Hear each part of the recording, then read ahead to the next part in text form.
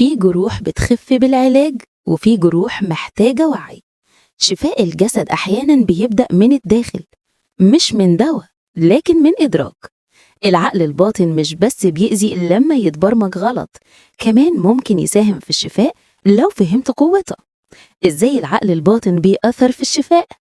العقل الباطن بيتحكم في أجهزة الجسم بشكل تلقائي، ضربات القلب، التنفس، الهضم، لكن كمان مشاعرك ومعتقداتك عن صحتك بتأثر عليه وبتنعكس على الجسد. زي مثلا اللي خايف من المرض دايما جهازه المناعي أضعف، اللي متفائل ومصدق في الشفاء بيتحسن أسرع. أمثلة واقعية لحالات شفاء مرتبطة بتأثير العقل الباطن: مرضى سرطان اتحسنوا بعد ما اشتغلوا على الجانب النفسي والمشاعر المكبوتة. دراسة على تأثير التوكيدات اليومية الإيجابية في تقوية المناعة. حالات تعب مزمن تحسنت بعد التحرر من مشاعر قديمة زي الغضب أو الذنب. أحيانا الشفاء بيبدأ لما تبطل تكره نفسك وتبدأ تسمح لها ترتاح.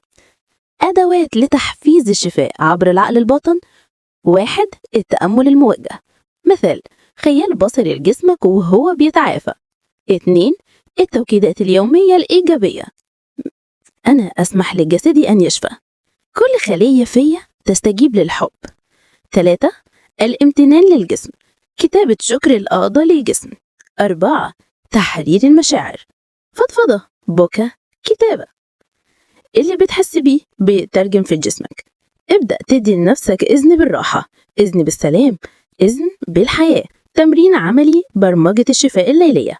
قبل النوم أقعد في مكان هادئ، خد 3 أنفاس عميقة وكرر داخليا: أنا في أمان، جسدي يستجيب للهدوء، أنا أتعافى يوما بعد يوم.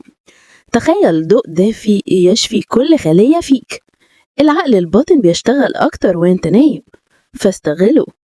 وفي الختام، الشفاء مش دايما دواء، أوقات بيبدأ من فكرة، من قناعة، من قرار إنك تستحق تكون بخير. ابدأ من جوه والجسم هيتبع. شاركنا إيه أكتر جملة ناوي تكررها لدعم شفائك؟ وما تفوتش الحلقة الجاية. هل الماضي المدفون بيأثر فينا لحد دلوقتي؟